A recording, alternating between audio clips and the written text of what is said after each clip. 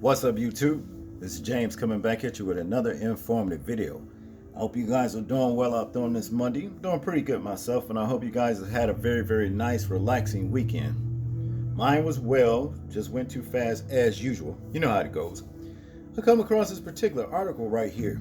Very interesting. It says here, California reparations proposal could mean $223,000 per person in payments for black residents. Okay.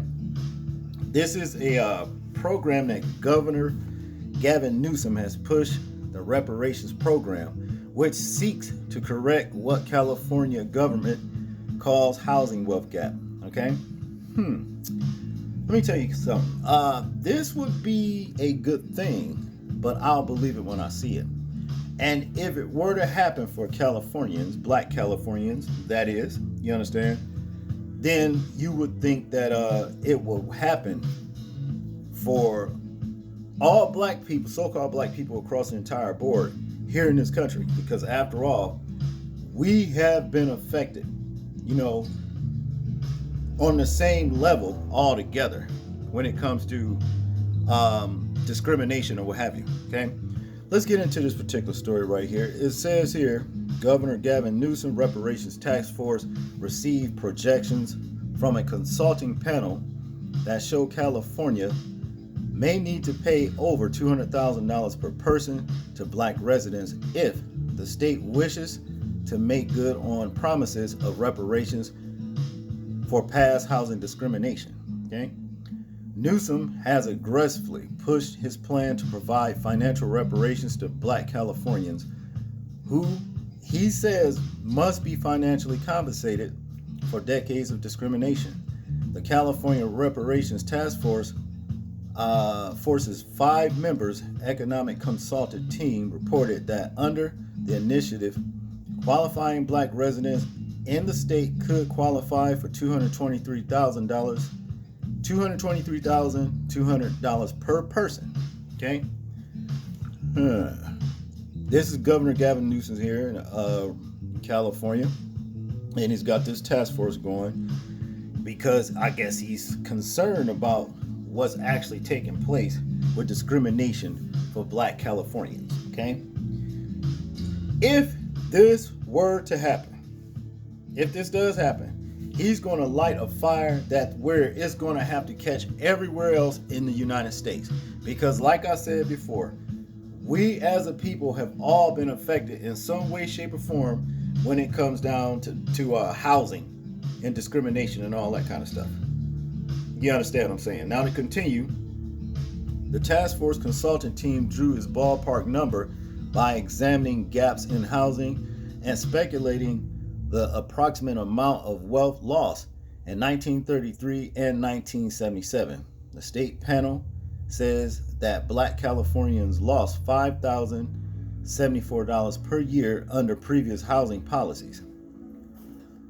The $559 billion figure is in reference to a scope of work document presented to the California Reparations Task Force by its 5-member economic consultant team during our September public hearing in Los Angeles. The California Reparations Task Force clarified in a statement to Fox News Digital. The group added, according to the economic consultant team, the $559 billion figure represents the state of California's maximum liability for de jure home ownership discrimination if all 2,550,459 black Californian residents who live in the state in 2021 were descendants of the enslaved in the United States and had spent the entire time period from 1933 to 1977 in California, or were the legal heir of a person that did. Okay, they need to quit kicking the can down the road with this and disguising this, this reparations thing, and just go ahead and pay, us as a people reparations. You understand what I'm saying? Instead of doing it just in these little sections in different places, To continue here, via legislation signed 2020, Newsom created the task force which voted in March to limit potential reparations to descendants of free or enslaved black people in the country at the end of the 19th century rather than all black people. As many reparations advocates have pushed for. A report from the group, which runs 500 pages, is the first government commission study on harms against the black community since the 1968 Kerner Commission report ordered by President Lyndon Johnson. Task Force Chair Camilla Moore said, okay? In conclusion here, it says, a federal slavery reparations bill, commonly referred to as H.R. 40, has languished in Congress since it was first introduced in 1989. It passed out the House Judiciary Committee in 2021, but most believe it is unlikely to pass further. And guess what? I'm one of them ones that believe it's unlikely to pass further. You see, the enemy don't want to pay what's owed to him. This is the reason why the enemy will be destroyed. You understand what I'm saying? And it's like I've said before, our reparations comes with restoration.